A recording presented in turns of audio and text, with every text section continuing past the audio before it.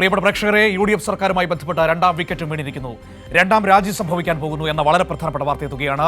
ദേവസ്വം വകുപ്പിന്റെ special government പ്ലീഡറായി നിയമിച്ച advocate KB Pradeep രാജിവെക്കുന്നു എന്ന ഏറ്റവും പ്രധാനപ്പെട്ട വാർത്ത എത്തുകയാണ്. കൈരളി ന്യൂസ് അടക്കമുള്ള മാധ്യമങ്ങൾ ഈ വാർത്ത പുറത്തു കൊണ്ടുവന്നതോടുകൂടിയാണ് സ്മാർട്ട് ക്രിയേഷൻസിന്റെ അഭിഭാഷകനായ ഈ KB പ്രദീപിനെ ദേവസ്വം ബോർഡിന്റെ അഭിഭാഷകനാക്കാനുള്ള നീക്കം കൈരളി ന്യൂസ് അടക്കമുള്ള മാധ്യമങ്ങൾ പുറത്തു കൊണ്ടുവന്നു.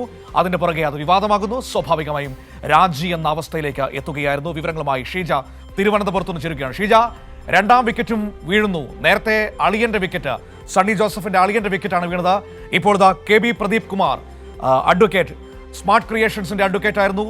സ്പെഷ്യൽ ഗവൺമെന്റ് പ്ലീഡറായി സർക്കാർ നിയമനം നൽകുന്നു. വലിയ വിവാദമാകുന്നു. ഇപ്പോൾ രാജി സംഭവിക്കാൻ പോകുന്നു, അല്ലേ? തീർച്ചയായും മനു, ഏതായാലും വലിയ വിവാദമാകുന്നു എന്നുള്ളത് തന്നെയാണ് UDF സർക്കാരിന്റെ നിയമനങ്ങൾ. പ്രത്യേകിച്ചും മനു നേരത്തെ സൂചിപ്പിച്ചതുപോലെ തന്നെ ആദ്യം സണ്ണി ജോസഫിന്റെ അളിയന്റെ നിയമനമായിരുന്നു വലിയ വിവാദമായിരുന്നതെങ്കിൽ അതിന് തൊട്ടു പിന്നാലെ തന്നെ പ്രതിക്ക് വേണ്ടി ഹാജരായ അഭിഭാഷകനെ സർക്കാർ അഭിഭാഷകൻ ആക്കിയതിലുള്ള വിവാദം, അത് വലിയ തോതിൽ സർക്കാരിനെതിരെ നിരവധി എല്ലായിടത്തു നിന്നും ചോദ്യങ്ങൾ വരുന്ന ഒരു സാഹചര്യത്തിലേക്ക് കാര്യങ്ങൾ എത്തിയിരുന്നു. പ്രത്യേകിച്ചും കഴിഞ്ഞ ദിവസമാണ് സർക്കാർ ഇത് സംബന്ധിച്ച് ഉത്തരവിറക്കിയത്. ഉത്തരവിൽ അഡ്വക്കേറ്റ് KB പ്രദീപ് എന്ന് പറയുന്നത് ഇതിന് മുൻപുള്ള തവണ കോടതിയിൽ ഈ സ്മാർട്ട് ക്രിയേഷൻസിന് വേണ്ടി ശബരിമല സ്വർണ്ണമോഷണ കേസിലെ പ്രതിസ്ഥാനത്തുള്ള സ്മാർട്ട് ക്രിയേഷൻസിന് വേണ്ടി ഹൈക്കോടതിയിൽ ഹാജരായ അഭിഭാഷകൻ കൂടിയാണ്. അങ്ങനെ ആ പ്രതിക്ക് വേണ്ടി ഹാജരായ ആളെ സർക്കാരിന് വേണ്ടി നിയമിക്കുന്നു എന്നുള്ളത് വലിയ വിവാദമായ ഒരു പശ്ചാത്തലത്തിൽ പ്രത്യേകിച്ചും SIT പ്രത്യേക അന്വേഷണ സംഘമടക്കം മുഖ്യമന്ത്രി ഇതുമായി ബന്ധപ്പെട്ട ആശങ്ക അറിയിച്ചിരുന്നു. അത് ആ രീതിയിൽ മുന്നോട്ട് കൊണ്ടുപോയാൽ കേസിന്റെ നടത്തിപ്പിനടക്കം ബാധിക്കും എന്നുള്ളത് പ്രത്യേക അന്വേഷണ സംഘം അറിയിച്ചു. അതിന്റെയൊക്കെ പശ്ചാത്തലത്തിൽ, ഇത് വിവാദമായതിന്റെ പശ്ചാത്തലത്തിൽ മറ്റു മാർഗങ്ങളില്ലാതെ മുഖ്യമന്ത്രിക്ക് രാജി ആവശ്യപ്പെടേണ്ടി വന്നു. ഏറ്റവും പ്രധാനപ്പെട്ട കാര്യം ഗത്യന്തരമില്ലാതെ രാജി എന്നതാണ് ഇതിൽ ഏറ്റവും പ്രധാനപ്പെട്ട കാര്യം. ഇപ്പോൾ മുഖ്യമന്ത്രി രാജി ആവശ്യപ്പെടുന്നു. KB പ്രദീപ് കുമാർ രാജിവെക്കാൻ വേണ്ടി പോകുന്നു. ഇതേ മുഖ്യമന്ത്രി തന്നെയല്ലേ അദ്ദേഹത്തെ നിയമിച്ചത്? മുഖ്യമന്ത്രിക്ക് അറിയില്ലായിരുന്നോ ഇദ്ദേഹം സ്മാർട്ട് ക്രിയേഷൻസ് എന്ന് പറയുന്ന ശബരിമല സ്വർണ്ണമോഷണ കേസുമായി ബന്ധപ്പെട്ട് പ്രതിസ്ഥാനത്ത് നിൽക്കുന്ന കമ്പനിയുടെ അഭിഭാഷകനാണെന്ന്? ഇപ്പോൾ ഈ വാർത്താ മാധ്യമങ്ങൾ പുറത്തു കൊണ്ടുവന്നില്ലായിരുന്നുവെങ്കിലോ ഇതേ അഡ്വക്കേറ്റ് സർക്കാരിന്റെ അഭിഭാഷകനായി തുടരുമായിരുന്നല്ലോ.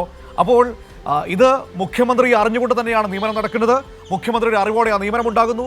ഗത്യന്തരമില്ലാതെ രാജിവെച്ചൊഴിയേണ്ട അവസ്ഥയിലേക്ക് എത്തുകയാണ്. നാണം കെട്ട് രാജി എന്ന് വേണം പറയാൻ. തീർച്ചയായും മനു, അങ്ങനെ തന്നെയാണ്. ഗത്യന്തരമില്ലാതെ തന്നെയാണ് ഈ രാജിയിലേക്ക് കാര്യങ്ങൾ എത്തുന്നത്. കാരണം കഴിഞ്ഞ ദിവസം ആരോഗ്യമന്ത്രിയുടെ പ്രതികരണത്തിൽ ആരോഗ്യമന്ത്രി പറയുന്നു, ഇത് താൻ പങ്കെടുക്കാത്ത മന്ത്രിസഭാ യോഗത്തിന്റെ തീരുമാനമാണ്, മുഖ്യമന്ത്രിയാണ് തീരുമാനമെടുത്തതെന്ന്. അപ്പോൾ ഇതിന്റെ പൂർണ്ണമായ ഉത്തരവാദിത്വം മുഖ്യമന്ത്രിയിൽ തന്നെയാണ്. കാരണം മുഖ്യമന്ത്രിയുടെ താല്പര്യത്തിന്റെ അടിസ്ഥാനത്തിൽ തന്നെയാണ് ഈ ഒരു നിയമനം നടന്നിരിക്കുന്നത്. അതുകൊണ്ട് തന്നെ പ്രത്യേകിച്ചും SIT ഉൾപ്പെടെ ഇതിൽ ഒരു ആശങ്ക അറിയിച്ച പശ്ചാത്തലം, സമൂഹത്തിന്റെ വിവിധ കോണിൽ നിന്നായി ആശങ്കകൾ, അതോടൊപ്പം തന്നെ ഇതുമായി ബന്ധപ്പെട്ടുള്ള ചോദ്യങ്ങൾ സർക്കാരിന് നേരെ ഉയരുന്ന പശ്ചാത്തലം, അതിന്റെയൊക്കെ ആ ഒരു സാഹചര്യത്തിൽ തന്നെയാണ് ഇപ്പോൾ സർക്കാരിന് ഈ വിഷയത്തിൽ പ്രധാനപ്പെട്ട ചോദ്യം, ദേവസ്വം മന്ത്രി പോലും അറിയാതെ ദേവസ്വം വകുപ്പിന്റെ പ്ലീഡറായി ഈ അഡ്വക്കേറ്റ് KB പ്രദീപ് വരുമ്പോൾ മുഖ്യമന്ത്രിയുടെ ആ പ്രത്യേക താല്പര്യത്തിന്റെ പുറകിൽ എന്താണ്? എന്ത് താല്പര്യത്തിന്റെ അടിസ്ഥാനത്തിലാണ് KB പ്രദീപ് എന്ന് പറയുന്ന ഈ സ്മാർട്ട് ക്രിയേഷൻസിന്റെ വക്കീലായിരുന്ന സംഘപരിവാറുമായി അടുത്ത ബന്ധമുള്ള വ്യക്തിയെ സർക്കാർ അഭിഭാഷകനാക്കുന്നത്? അതിന്റെ പുറകിലുള്ള താല്പര്യം എന്താണ്? VD സതീശൻ എന്ന് പറയുന്ന കേരളത്തിന്റെ മുഖ്യമന്ത്രിക്ക് ആ ചോദ്യത്തിന് മറുപടി പറയാതെ കടന്നു പോകാൻ കഴിയുമോ?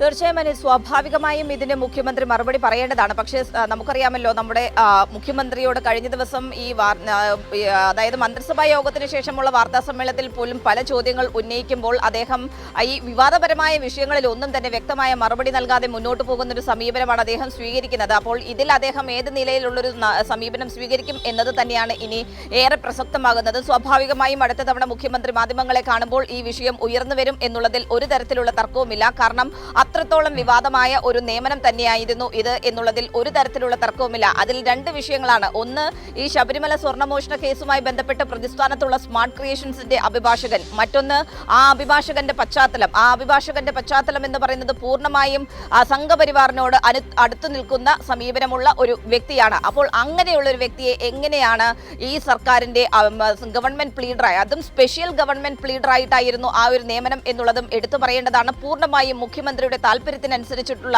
ഒരു നിയമനമായിരുന്നു ഇതിൽ നടന്നിട്ടുണ്ടായിരുന്നത്. ആരോഗ്യമന്ത്രിയും വ്യക്തമാക്കിയിരുന്നു താൻ പങ്കെടുക്കാത്ത യോഗത്തിൽ മന്ത്രിസഭാ യോഗത്തിലെ തീരുമാനമാണ്. മുഖ്യമന്ത്രിക്ക് അതുമായി ബന്ധപ്പെട്ട് തീരുമാനമെടുക്കാൻ പൂർണ്ണ സ്വാതന്ത്ര്യമുണ്ട്. അദ്ദേഹം എടുത്ത തീരുമാനത്തെ താൻ പക്ഷേ എതിർക്കുകയില്ല എന്നുള്ള കാര്യവും അദ്ദേഹം വ്യക്തമാക്കിയിരുന്നു. പക്ഷേ അതുകൊണ്ട് തന്നെ ഇത് മുഖ്യമന്ത്രിയുടെ താല്പര്യത്തിനനുസരിച്ചുള്ള ഒരു നിയമനമായിരുന്നു. അതിൽ തന്നെയാണ് അദ്ദേഹം ഇപ്പോൾ ഗത്യന്തരമില്ലാതെ പ്രദീപിനോട് രാജി ആവശ്യപ്പെടുന്നതിലേക്ക് കാര്യങ്ങൾ എത്തിയിരിക്കുന്നത്. മനു.